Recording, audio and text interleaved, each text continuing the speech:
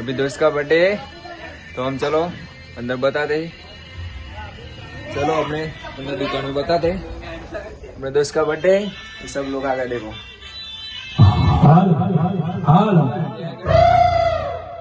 दोस्त का बर्थडे तो भाई चलो केक कटिंग अभी शुरू होने वाली है थोड़ी देर में।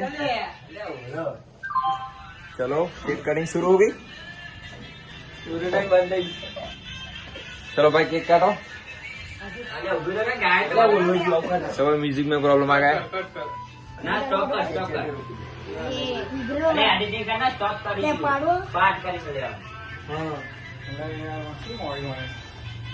अभी थोड़ा म्यूजिक में प्रॉब्लम आ गया है भाई तो अभी थोड़ी देर में शुरू होने वाला है। फोटो